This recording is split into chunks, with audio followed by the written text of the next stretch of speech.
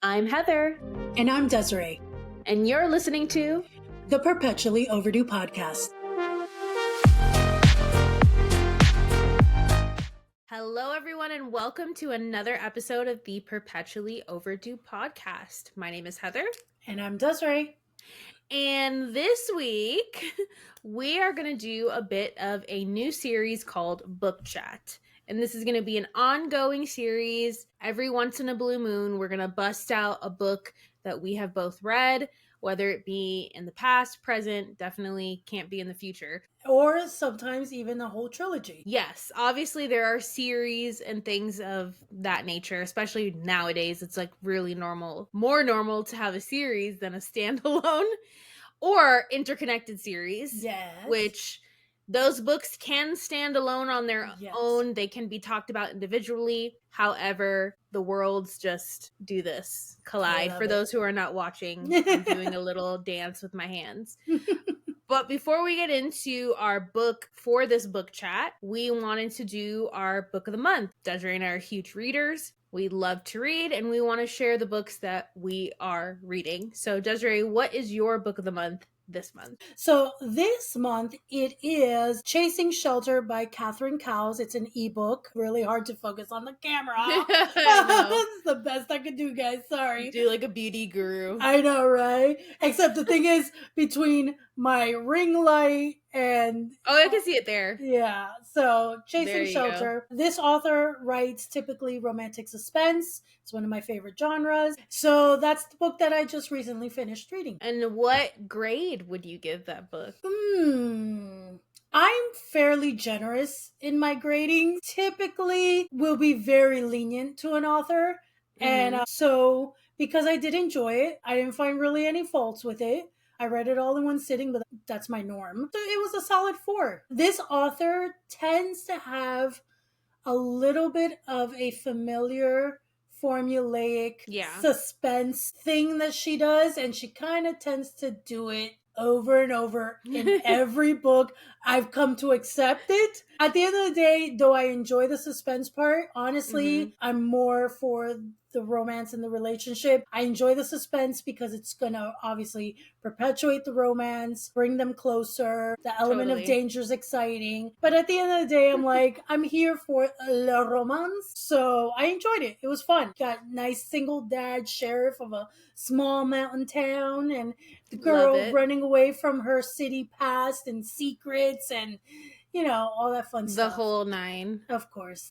I love that. It's good to give a little bit of a synopsis just in case people see it and they're like, I'm intrigued. Yes. So this, as Heather explained earlier, is part of an interconnected series. So we kind of have followed different either family members or friends within this group of people within the same town for the last few books. I believe this is book 5 of the current series. So this specifically touches on one of the siblings. He's a single dad. He's also the sheriff of this small little mountain town. And then one of his best friends is the heroine's brother. So, how convenient. So she's met the family before, but from a distance. She was engaged before. Suddenly she moved into this small town and she's running away from her fiance. In the last book, if you had read it already, then you knew that her father was recently put in jail. So she's kind of just trying to start fresh. But then, of course, because it's romantic suspense, little things start happening and you don't know who is the enemy. Because one thing that Catherine Cowles does do well is that she will make different people feel suspicious, and you think for a second you know who might be the enemy, and then it's not the bad person. That's always a lot of fun. And obviously you have the town sheriff who's like justice, but in reality he feels drawn to her, so even more so he's protective. It was a fun book. Always a fun book. It sounds very cheeky. Yeah. My book of the month is shocker, horror. This I would give a solid 4 out of 5 stars, only because her previous book, her debut, Tender as the Flesh, I think it's her debut. It actually says it down there, author of Tender as the Flesh. There you go. Is a 5 out of 5 No notes, beautifully written, twist ending, uncomfortable, under your skin. Ugh, I mean, so good. Nice. But this book, what attracted me to it as an ex-Christian is that it had to do with religion of some sort. It's a very post-apocalyptic world. Huge climate catastrophes have taken place, which is a little close to home, if you ask me. In terms of there is no more ocean, there are no more trees, people are just trying to survive. Everything is different. Currency is worthless now. It's every man for himself. Wow. And the main character narrator of the book, she's writing in a journal, so it's that style. The entire, it's a narrative style of writing. What I like about it is that she'll write something, it'll be the truth, but then she'll like kind of cross it out and write something else, but you see what she's crossed out, so you know what she initially said. Then there are portions of it, there's no chapters. There are page breaks throughout, so you know that a little time has passed. And there are moments when she stops writing in like the middle of a sentence because she's doing this all in secret. She is part of the Sacred Sisterhood, which is like a convent style organization. And she is part of the Unworthy, hence the name. It's basically like a caste system within this where there are the enlightened, the chosen, the unworthy, and then servants. I will say this, there's body horror in this book because there's self-flagellation, which is, you know, very indicative of like old religious practices. It is dark, it is twisted. You get to see a little bit of what the world was like before she came into this convent. Everybody in it, including the narrator, is just fucked up. So if you like that kind of thing and you like the religious aspect of it and the post-apocalyptic aspect of it, this is definitely a good read. Not as good as Tender as the Flesh, I'll have to say, but pretty darn close. And it's a quick read. As you can see, it's very, very small, short book. So let us get into our book chat. Yes. Now, again, like we said in the beginning, this could be an individual book. This could be a series. It all just depends. But we are going to turn back the hands of time. I would sing share, but this goes on YouTube later, so I won't. I understand.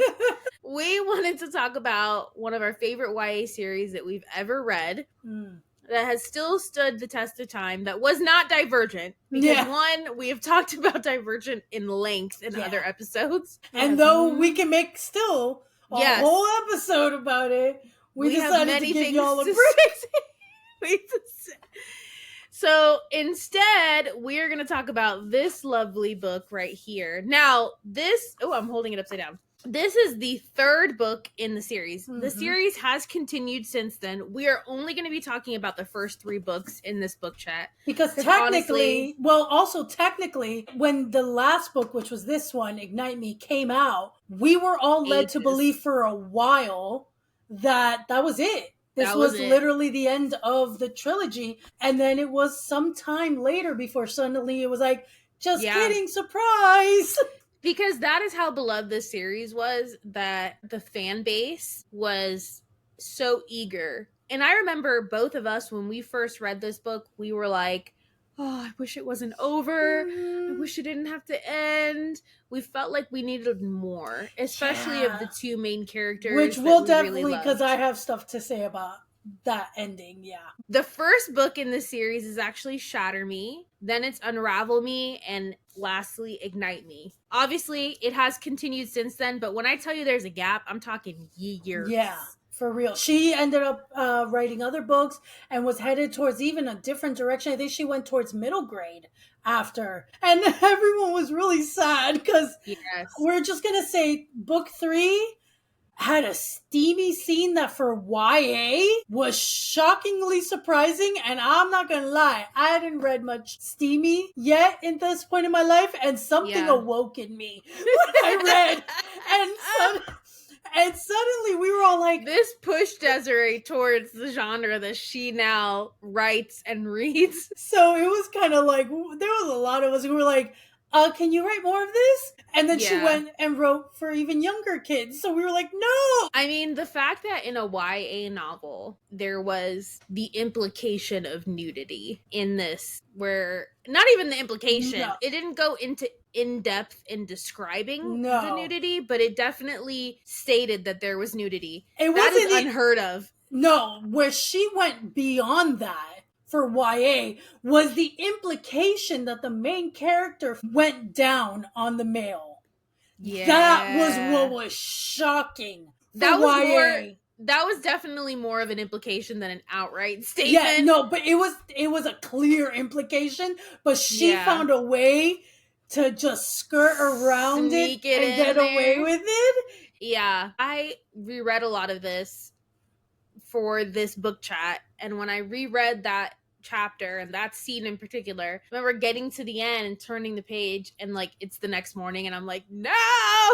And I think that at that time that wasn't even a thought, because it was like being thirsty and somebody gives you a couple drops of water. You're just so grateful for the couple drops of water that you don't even know that there's a deluge behind there that you could have. Mm-hmm. And granted, as both of us have read romance and romance with sex on the page, mm-hmm. we've realized how far it could go and how nasty it could get, nasty in a good way. Mm-hmm.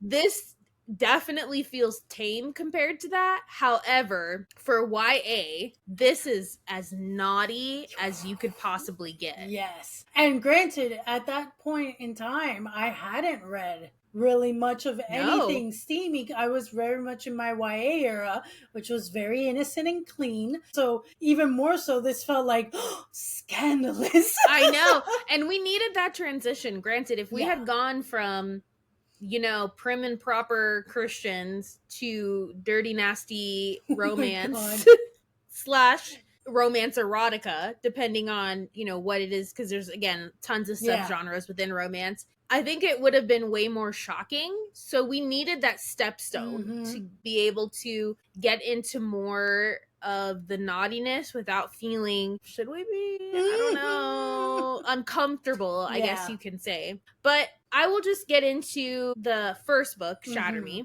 Mm-hmm. It starts off with, by the way, title, be prepared. We are spoiling everything. So, just know that's what this is. We're chatting about the book, so this is not like, we're not going to be skirting around shit. No. We're going to be talking about the book. But it starts off with the title character, Juliet, aka Ella, because that's her real name. And she is in confinement. She's been in confinement for like over 200 days at this point. She's journaling. That's kind of her lifeline in the solitary confinement. She's looking at herself, and other people are looking at her as a monster because she has a power or ability. A lot of people in this series do have different powers and abilities, and hers has to do with touch. And the fact that when she touches people, she can harm them. And obviously this is something new for her and something that she has no control over at the moment. And so it's very destructive. She ends up hurting, I think, killing a child, which is what traumatized her. Also what caused her parents to just give her up and put her away in solitary confinement. Now, while she's looking at this at the moment as a curse, other people are looking at it as a weapon, which potentially to be used. Always, right? Oh, let's set the scene. This is a post-apocalyptic dystopian world. Yes. So it is very much like in the future. The world went to shit, so now it's being rebuilt. And as always, there's an establishment and an order and all these things. Which is quite literally called the reestablishment.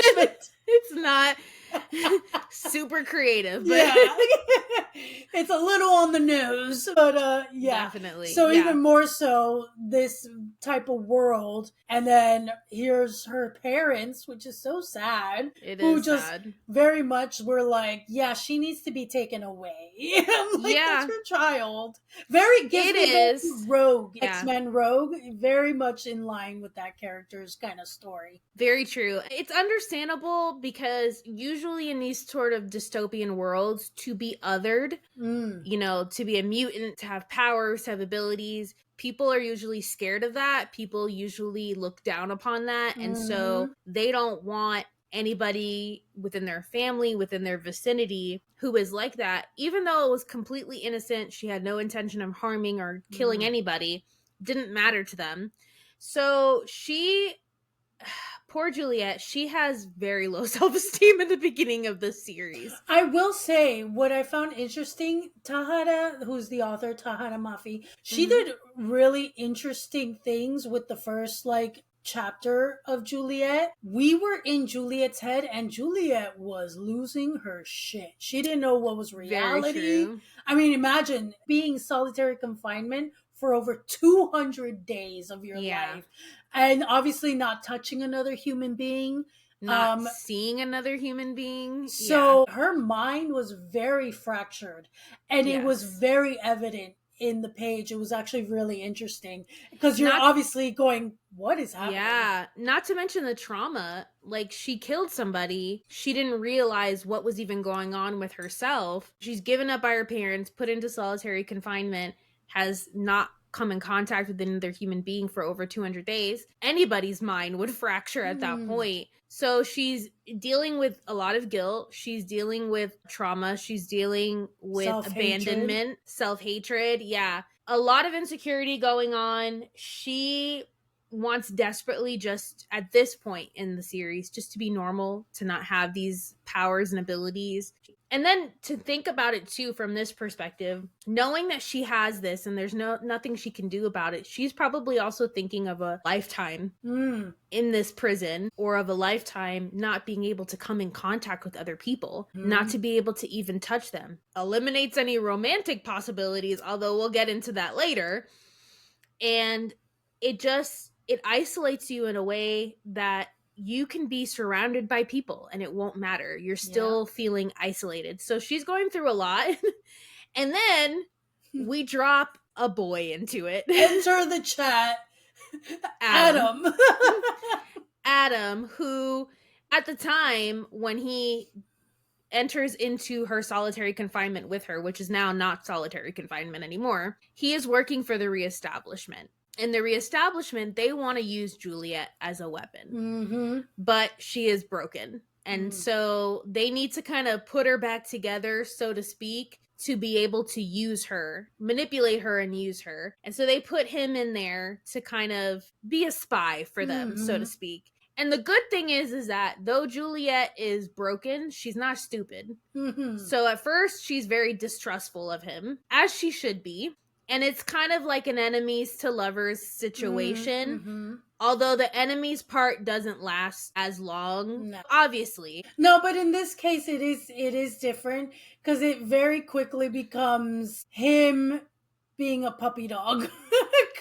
For sure. Yeah.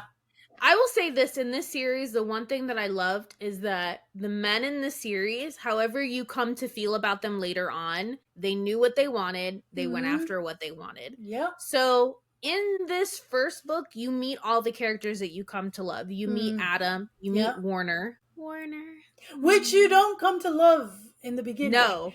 And then a huge... He's very much the villain. Yes, very much in book one. And then you have the fan favorite Kenji. Yes, that everyone adored. Yep, the BFF comic relief who keeps you on your toes because there's different aspects of him that you don't know where they stand and all these things. And so, yeah, that was a fun addition. Those are honestly the main people. I remember those are the ones you want to worry about. When I was reviewing like recaps of the books too, there were characters I was like, I don't remember this person. You had in the second book, jumping ahead a little bit. So in the first book, Juliet and Adam eventually escape the establishment. And they come to sort of trust Kenji because he also was working for the establishment. And even though Adam had sort of switched, I'm not going to say that Adam was ever loyal to the establishment, but he definitely wasn't going to fulfill the mission that he had with Juliet because he falls for her. And so his goal is to now help her. Kenji was never loyal. It's very clear by the end of the book that he was never loyal to the establishment. No. He works for something called the Order, which is like the resistance. The resistance, the rebellion, the revolutionaries. And so he ends up bringing them to the Order, and that's where we start in the second book. And then there's a whole host of other characters who have abilities and powers who you meet. Which you might not remember all their names. Yeah. But it was an interesting shift because really at this point the only people we knew of with powers was Juliet, and then eventually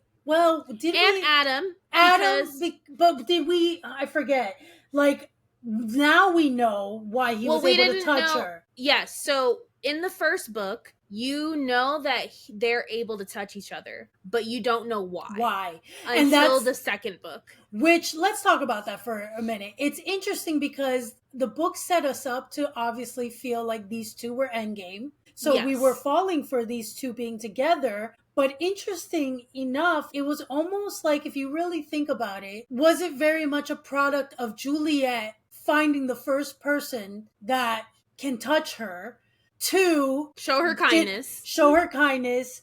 Yes. Didn't hurt that she's heterosexual clearly, and it's a good looking man. Yes. So that adds to suddenly kind of like a very easy formula to think you're falling in love with someone. But there were breadcrumbs. We just didn't realize it at the moment. Tahereh did put breadcrumbs in there pointing towards the true OTP, which was Juliet and Warner. So interestingly enough, the breadcrumb about that in the very beginning is that in order to escape, she allows Warner to kiss her because it's very much established in the very beginning of the series that he also has very strong feelings for her. But you're thinking he's a complete psychopath. I mean, you hate him because he literally tortures her in the first book. That's what you think. Because from her perspective, it feels that way, but he's forcing her to learn about what her abilities can do and the extent of them. And she does learn. That does kind of shift things for her, where she realizes that it's not just about harming people, that she can do more than that. And I think that by the time she gets to the second book and she gets to the Order, where she starts to sort of try to learn how to control her abilities, she's more embracing of it, which I think is a direct result from him pushing her, because before she wanted nothing to do with her powers. She was very much self-pity party, just, woe is me, I'm done with life, I'm hopeless. And he very much was a tool to shake her out of that. And empower her. And so when you realize that he also can touch her, you're thinking to yourself, holy shit. So now there's two perspectives, but you're thinking, no way could she end up with Warner. Well, come to find out in the second book that Adam's ability to kind of not extinguish, but like stop people's powers. Only those who are old enough who've probably seen like the old early 2000s X-Men series, the one with Elliot Page before they transitioned, when they played, I forgot the character, but there was a kid in, I think, the third movie where he was bald, he was wearing all white, almost very Stranger Things before Stranger Things, and he was in that white room, and he was being weaponized because any mutant who was in vicinity of him, their powers didn't work. So Adam very much was like that. Like, if he touched you, like, your powers were disabled momentarily, kind of a deal. Yes, disabled momentarily. Think, for a little more updated version, think Bella from Twilight. She's technically a shield. Powers don't work with her. Yes. So like Edward's ability to read her mind didn't work. Any other people's powers didn't work against her. This is kind of the same deal. But you come to find out that it is not that it doesn't affect him. So because Juliet's touch is harmful, he can touch her, but it takes a toll on him. It drains him, It drains his energy, it drains him. So basically you realize there's limitations to their relationship. They can only go so far. Which started obviously creating some tension because Warner was very happy to like put out there, I can just touch you. There's no adverse effects for me. Mind you, Warner is like the most beautiful man that Juliet has ever seen, but she hates him initially, so his physical attractiveness is a moot point. And his arrogance, especially in the beginning, like you wanted to smack his smug face a few times. But then you come to find out things about Warner. You find out about his mother and how he's been taking care of her. You find out about his dad and the things that he's been doing to him. His father is the head of the reestablishment and is the main villain in the entire series, the person that wants to use Juliet.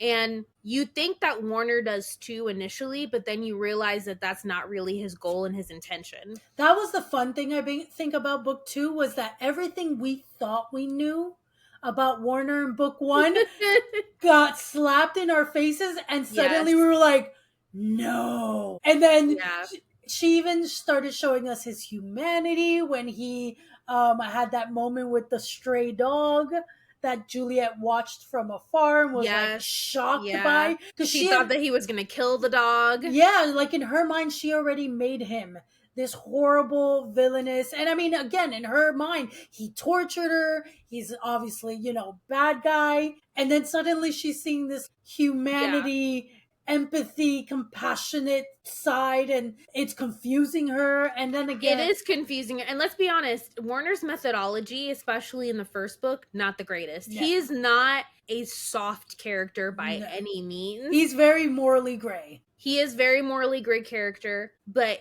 towards her, he is a different person, which again gives into that trope of like, if you're the special kind of girl, you'll get the tender side of the hard guy that is, a cruel tyrant to everybody else. We definitely feed into that in this series and love it and come to love Warner because and this to me was the biggest difference because it's not like Adam, he definitely has his moments of being a dickhead, especially book 2 in the third book. Well, yeah, but even in book 2, there were moments that started happening. Oh, yeah. That you were like kind of going, you're starting to give me the ick a little. Why? I know. Yes, because I think the difference is that Warner loves Juliet. He doesn't want to control her. He wants to empower her, and he wants her to be her own person, independent. Whereas I feel like with Adam, he's all about trying to control her, her abilities, control what she does. Suppress her. And the fact that she creates this odd sort of alliance with Warner before it becomes a fully fledged romance. It's more of like a I help you, you help me type of thing because she pretty much establishes to him early on, I am gonna kill your father. And he's like, great, how can I help you? So that's where suddenly, because obviously the reaction you would think is that he would not be happy with that. But when he smiles and he's like, how can I help? She's like, oh. Well, and you come to find out how horrible his dad has been to him. He's got scars all over his back that were inflicted upon him every single birthday by his father, what he did to the mother that caused her to be in a coma-like state. And then when the father, spoiler alert, when he finds out that he's been hiding her away and taking care of her, he pulls the plug essentially on his mom, which is a huge turning point, I think, for Juliet and Warner in their friendship because she gets to comfort him and see him super vulnerable and broken, which is not his MO. He's super like together, always in charge, very solid, emotionless almost. And because he's had to be to survive his childhood with his dad, to survive his world, he's had to be that way. Yeah. And so when they start to create a sort of alliance, it makes Adam extremely insecure. Yeah. And by book 2, basically Juliet and Adam decide, well, more Juliet, that they are not to be together. Well, and it didn't help. There was a lot of strain already on their relationship because, again, once it comes out that oh, it's not that you're immune to my touch. You just have an ability that can suppress my touch's effect, but it affects you to the point he was like hospitalized. Exactly. And she doesn't want to hurt him. Yeah, so she was already struggling with that tug and pull of going, let's be real, this isn't a long-term solution, like scenario that seems like there's a possibility of it working out. Not only that, Juliet comes to want to fight the establishment, whereas Adam, he just wants to keep him and his little brother. Also, we didn't talk about this, but he has a little brother that he hides up until the very end of the first book. For his protection, obviously. He just wants to keep them safe. He doesn't want to start a revolution. He doesn't want to do any of those things. And he doesn't want Juliet to either. He just kind of wants the three of them to be together, keep each other safe, and, you know, keep hidden and away. It's like the reversal of like Gale, Katniss, and Peeta. Yeah, it really is. And so with Juliet, you really fall in love with her character, because I think a lot of these YA books, and this even happens in romance, because it's for the female gaze, you really try to make the male characters as appealing as possible, even if they're not the main character, even if the perspective is in the female protagonists. But with Juliet, I really fell in love with her as a character because she went from being this weak and frail and insecure thing to being this force to be reckoned with. When she said that to Warner, I'm gonna kill your father. Bitch. Yeah, she really became unapologetic. She really did. And I think that for her to go against the wishes of someone who she loves and cares about, someone who she thinks that she's going to be with in the long term, is huge for her growth as a character. And to have Warner encourage that, you start to kind of, there's sprinklings of falling in love with him in the second book where you're just like, wow, he really wants her to own her abilities instead of hide away from them. And he is more than happy to help her tear this empire down and support her. Like, he's not trying to take the lead in this. He very much becomes a pillar to support her in taking the lead. So I really like that, because even the male-female dynamic, you usually have the woman following the man and his lead, whereas it very much was in the reverse in this situation.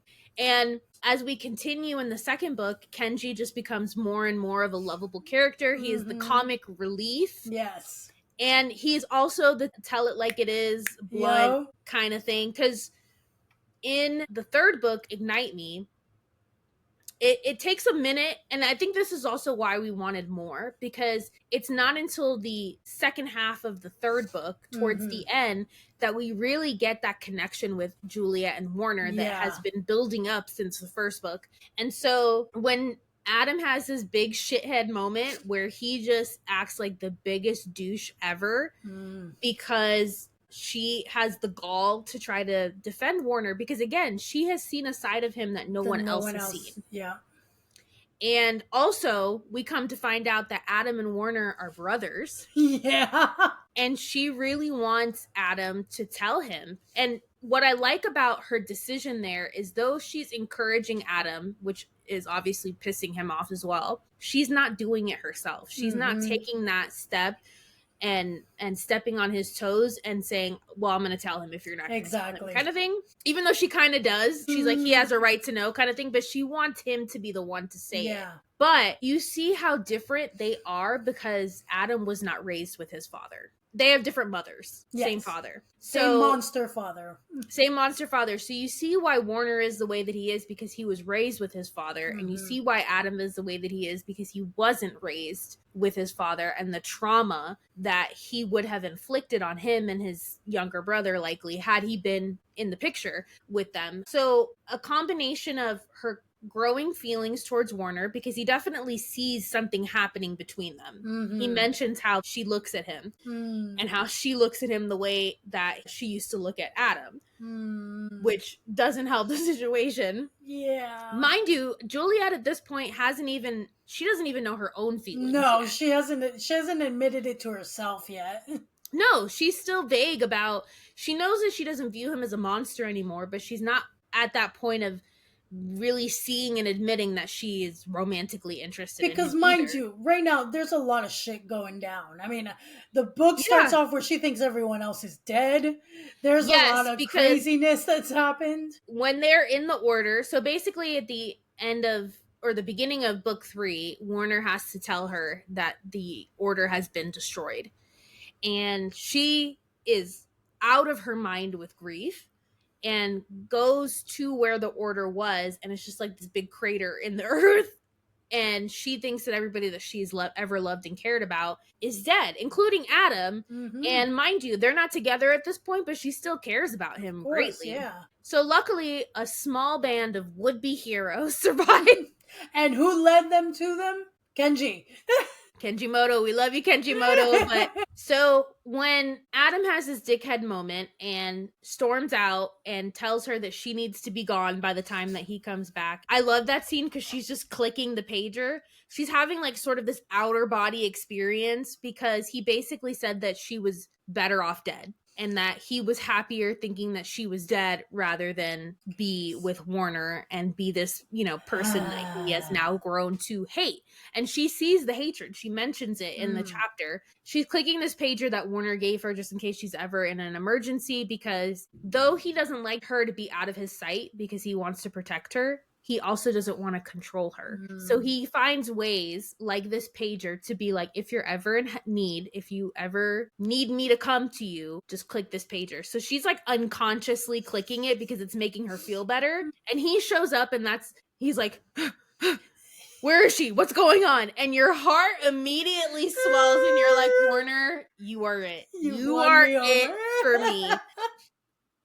And he ends up making a deal. But what I liked about Kenji, because this all goes back to Kenji, of him being like the straight shooter, is that he is like, I don't give a shit what you see in this man. I do not trust him. We are not going with you. She basically has to plead with Warner and beg him to create some sort of deal where everybody can feel comfortable. She can have her friends with her and they can all do what they set out to do, which is take down the reestablishment. And he basically has to compromise on a few different things, one of which is including them being able to carry weapons around with them at all times, that they're not prisoners there, that they can kind of come and go as they please within reason, of course. And they finally agree. So I do like that there were parts of it that felt very real. We're not just ready to forgive Warner for the person he portrayed himself to be. Exactly. No, that was well done. I find it so interesting how, like something you had pointed out earlier, is the two brothers scenario and how one grew up with a monster and then the other one didn't, and how you would think that would make a clear path of who is best for her, and yet ironically the one who ends up being a dick and not good for her is the one who didn't grow up with a monster, and then the one who did grow up with the monsters, there's more to him, and they just match each other. And then another point is that maybe some might think, well, isn't it the same thing that drew her to Adam in the beginning, was that here's someone who can touch her, and then when that wasn't an option anymore, she fell to Warner. But that's not what happened. No, because it wasn't like that at all. One, it wasn't even something she was open to do. She wasn't open to falling for Warner. She fought it. Yeah, there was an attraction there. Yes. In that scene when they capture him, they have this scene where he's tied up in the order, and he's trying to entice her and she's interested. But whatever her body is doing, the instinct, the draw that she has towards him, she's fighting it with reason. She's fighting it with, I cannot trust you. You are this person. You are this person. You are this person. At the end of the day, she chooses the character. She chooses the character of the person over her physical attraction towards them. Yeah. It made her a really good heroine, especially a YA heroine, because she didn't just fall at his feet. She didn't just, easily fold. It was a tricky situation. Again, like Tahereh making us all somehow fall in love with Warner at the end was genius. Like the how she pulled that off when book 1 we were all hating him and never Yes. Mind you, this is coming from the person who hates when you put the main character with someone who's not their OTP and then changes it throughout the series. This is the only exception to that rule. And that's a testament to the writing for me, because it's never happened to me again. I have no interest to ever happen to me again. But this book, this trilogy, just did it in such a way. Granted, I think it helped that also at the time, it's a dystopian. It's a dystopian with a romantic subplot. But for YA, there's a lot going on in the world building. Juliet's the character, and her journey is really the focal point. And yes, within her journey, there's a romance situation going on. And so you're so preoccupied on wanting to understand Juliet, understand her powers, understand what she's actually capable of, understand what's really happening in the world, and get justice, figure out the details about the big bad. Like, there's so many elements that you're really just completely entranced and engaged with this story. But so my favorite was book 3, because as everything is happening, Warner and her really start getting closer. And Warner and her just have these little sprinkled moments that are just delicious, and that all lead up to the infamous chapter 55. Chapter 55. Ooh. I literally, for those watching, like, it is bookmarked. Yes, a couple of chapters before that is when he tells her that he loves her, and it's this very heartbreaking scene because it's not this beautiful moment. It's more of like he's falling apart in front of her and he doesn't want her to see it, and she's trying to figure out what's going on with him, trying to be there for him, but not realizing that she's doing more harm than good in that moment. And then he kind of, in a very pain-filled way, confesses his feelings for her and begs her, which is, if you know this character, you know he doesn't beg anybody. No. He begs her to leave him alone and to give him his last little shred and sliver of dignity to keep it intact. And she does. And that's the thing about Juliet that I really liked. And also how Tahereh like wrote her character and wrote this triangle, because normally with triangles, there's always an overlap, right? Like where the main character has feelings for both. And it doesn't get wrapped up nicely with a bow always, where I feel like the end and the demise of her relationship with Adam had nothing to do with Warner. Correct. That was inevitable. It was going to happen regardless. Yep. And Warner had to really earn, and that's what you were talking about earlier, whereas she fell in with Adam because of a lot of the circumstances. He was the first person to show her kindness. He was her only human contact for almost a year. And she could touch him, and she didn't know if there was ever going to be anybody else that she could touch. It all or talk to, like, pushed. They gave her no information about anything. It all kind of pushed her in that direction, whereas Warner really had to earn her feelings and earn her love, which makes it truer because it was earned. And so, man, there are a lot of delicious moments that happen, and I think the thing that you really fall in love with him is the moments of vulnerability that he shows her. Like that moment in the office when he confesses his feelings to her, like when she's trying to help him tend to his scars, which is in chapter 55. He shows a moment of vulnerability when he realizes that she's not repulsed by them. Those are the moments that you're like, my heart, including the protectiveness. Including his faith in her, his encouragement of her to embrace her abilities to be whoever she wants to be. It's the moments of vulnerability, and there's a lot of things that get explained. Yes, he's a morally great character, but you come to at least have an understanding of why he was the way that he was, what his true intentions were the whole time. And not to mention, this man saves her life. She died. Spoiler alert. She got shot by his dad. In the end of the second book, she's dead.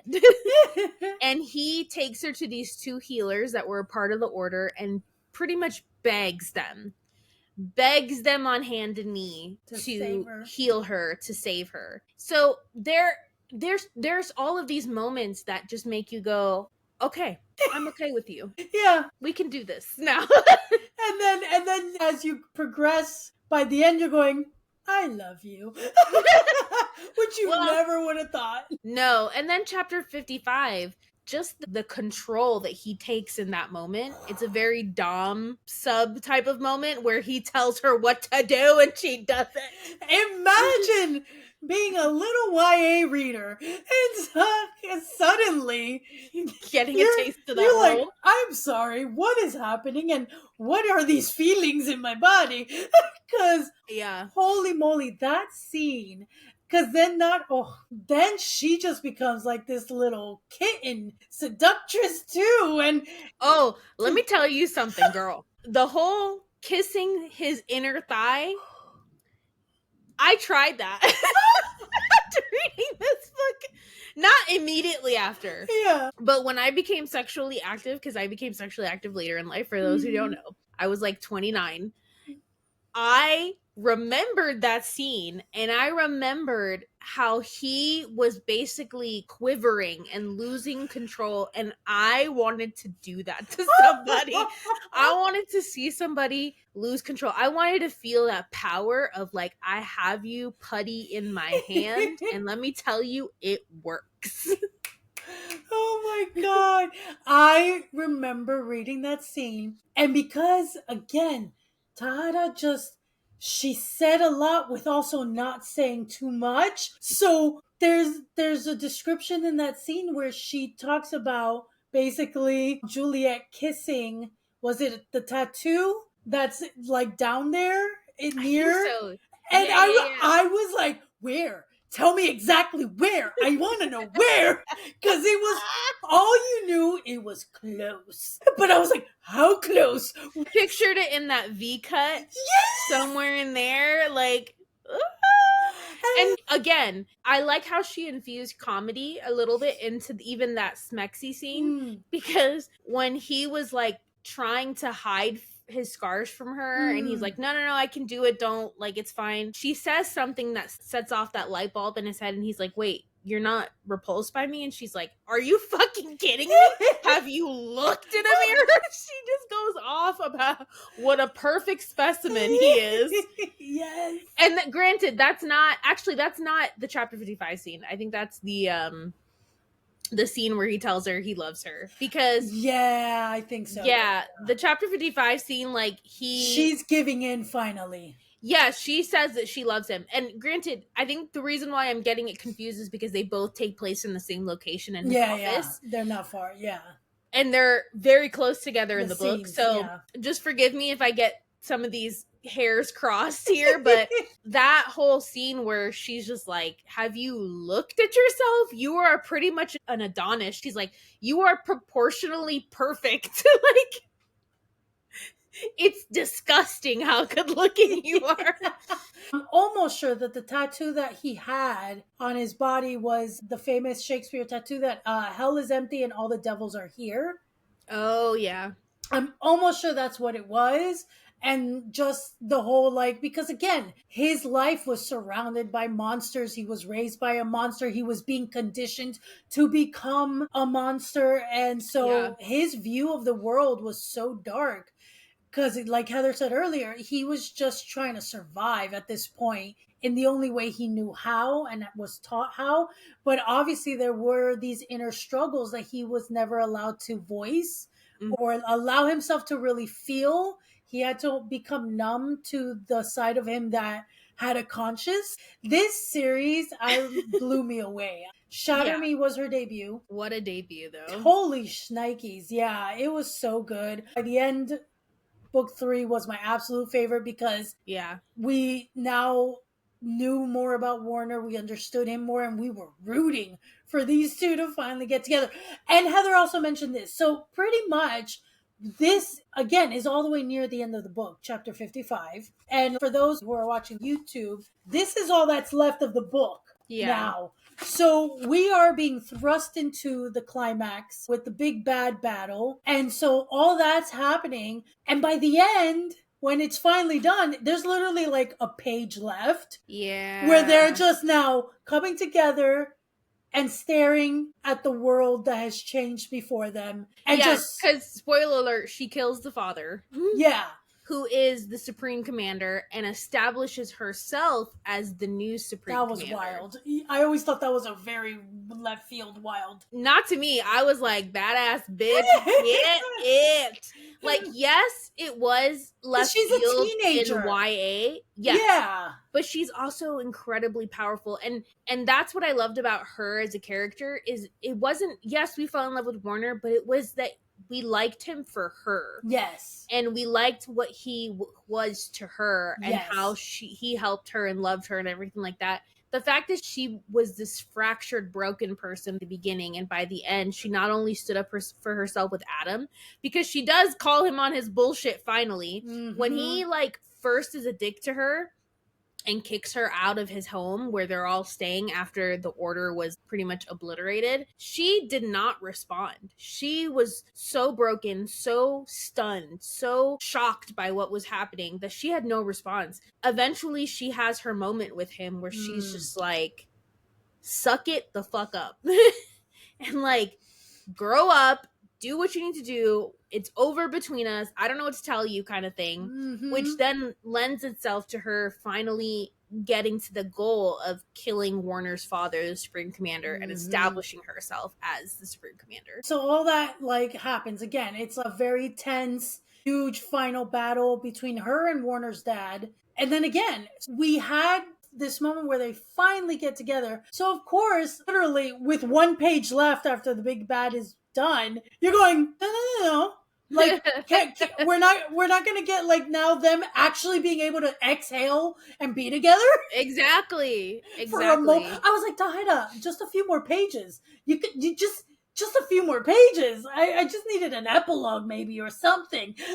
That's literally, we talked to each other when we first read, because these books were like stay up all night reading kind of books. Yeah. And we were like, how is there no epilogue?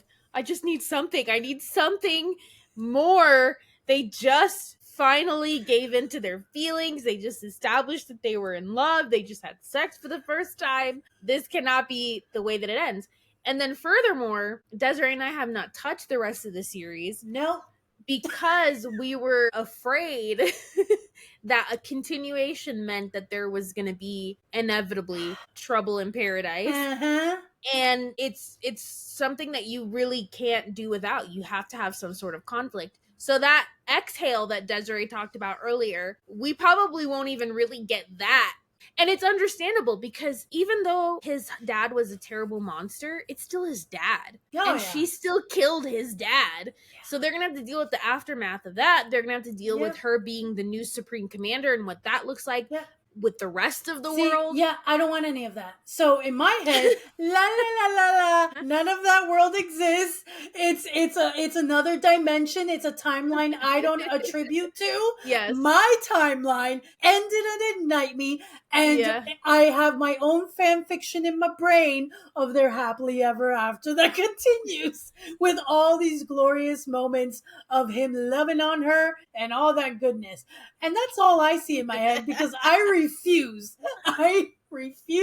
to be sent on an emotional roller coaster of uncertainty. For 3 more books. Nope, absolutely not. I don't have the... That's a lot. And granted, I have stopped reading YA now for like 8 years. Yeah. So at this point, I don't have also the emotional patience to do even in any genre. I'm not a trilogy type girl. Like there's romance books where once I know on Amazon that it's book 1 of, I'm going, I can't. I'm sorry. I can't. No.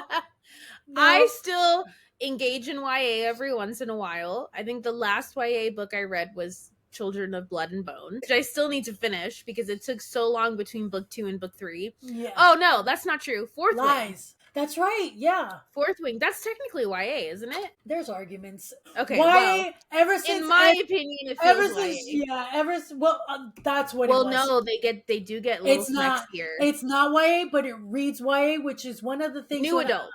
it's yeah, that's why I was confused when I did read the first like 91 pages, because Yeah, when I did I was like, this reads very YA it one, does. and then also reads very contemporary romance in the language some that Yeah. they were speaking, and I just wasn't used to that for romantasy. Genre blending. Yeah, it was definitely different. But yeah, there's a lot of argument now between All Sarah that J. to Maas, say, what's YA now and what's it not in. felt it a lot of those books feel YA even if they're not YA. Mind you, when we first started reading YA, the new adult category was not Yeah, a thing.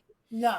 Now it is a thing, and a lot of these books fall into the new adult category, which is just above Yeah. YA in terms of like age. Mhm. So yes, technically it is probably new adult because of their ages, but also the smexiness aspects of it. But it feels like YA, it feels like Divergent, and it feels like Yeah. Shatter Me, and it feels like a lot of Maze Runner and a lot of these books that we've read in YA. So every once in a while, I will say Children of Blood and Bone, I think, is authentically YA. Mhm. And I have read trilogies, although I'm less apt to do that. Like, trilogy is as far as I go. Once I found out that Fourth Wing was going to be more than 3 books, I was very disappointed. Yeah. Yeah. But here we are. I've already started it. I'm probably going to finish it. I have really beautiful copies of those books, so I'm going to finish it. But yes, it is very difficult to read like 6 books of the same story. It's just, and again, it's a personal choice. Like, that's why I have fallen in love with interconnected series, because I'm in the same world. I get to see the couples from previous books, but I'm reading a fresh new story with a fresh new couple each book. And that's not to mention in your genre, especially with the ones that you write. Yeah. Everything happens very quickly. Yes. You don't need to wait very long for the Things chemistry, things. So reading a YA trilogy or a trilogy of any kind feels very long. Yeah, I don't have the patience for slow burns anymore. And that's just and it's my fault, because I have very much given myself into now more the faster paced romantic stories. So at this point, going to something like a trilogy with a slower romance, which is again normal. Obviously you have to space it out between 3 books. Mm-hmm. I don't have the patience anymore. I want to get to the good stuff. Well, and then you have novellas, which are 40,000 words as opposed to like 70, 80, 100,000. So we're talking about getting the same amount of content and story in half the amount of words. So yeah, things happen a lot faster. And I can definitely say, as somebody who has been proofreading books lately, novellas of the romance genre, that initially I felt like, wow, this happens quickly, and then as I started reading more, I started appreciating that things were happening quicker. So I can definitely see how somebody can get spoiled with that and then not want to go back to the slow burn. But I will say also, like, even the book I read, Catherine Cowles doesn't write novellas. She writes full length, almost 400-page books. Right. But even still, within the romance category, which is why I love romantic suspense, because you have the permission to bring the characters together sooner. You don't have to wait till the end of the book for it to be official. Like, it can be official early on ish with tug and pull, because you still have the other element of the suspense that is carrying the story. And then obviously there's like personal things that are holding either one of the characters or both of the characters back from fully giving in and calling this a forever thing. So, and the intimacy. Yeah. That intimacy carries over, because, girl, you can have sex and not ready to be like, I love you. Exactly. I want to be with you forever. Exactly. And that totally happens. So I do like, even with full-length romance novels, that you still get to enjoy the pacing, the faster pacing of these couples coming together, but you're still getting a full-length story as well. So it's not always the shorter novella ones. So with that being said, we hope that for those of you, most people have read Shatter Me by now, but for those of you who have not read it or are within reading the new series, because I remember I was getting a pedicure not that long ago, and there was a woman sitting next to me, and she was reading the continued series of Shatter Me. And granted, I mean, if you're watching Tahereh, this was early on how these covers have evolved, but it's the same theme. You know, it's the eyes, the type.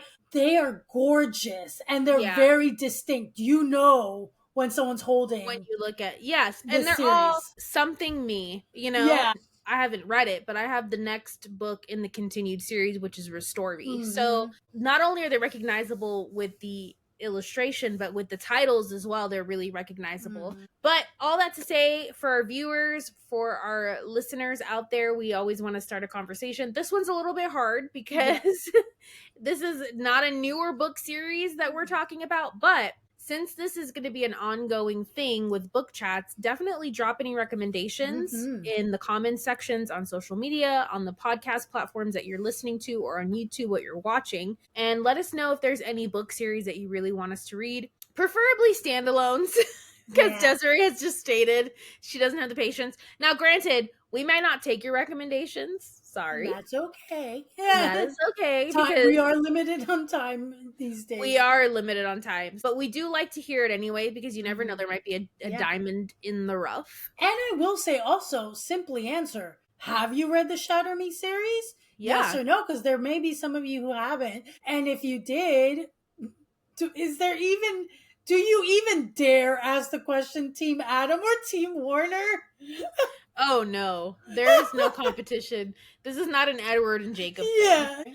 This is strictly Warner, ride or die. So just put Warner and hard eyes and let us know your love. If you made it this far in the podcast, put Warner with some hard eyes next to it. We would have really appreciate that. And with that, Desiree, take it away. So friends, be sure to like, subscribe, follow, do all of the lovely internet things, whether you are on YouTube or TikTok or anywhere else. If you are also on a podcast platform listening to this episode, also be sure to follow. But if you can do us one greater and review either the episode or the show, it would be huge favor for us. It will help us with the algorithm, and it will help other listeners who would also love our content to find us. So we would be very grateful if you guys could do that. This was fun. We've mentioned it once. We've said it before. We love talking about books, and we can do it endlessly. So we are very excited to do more of these. And until next time, friends, see you soon. Bye.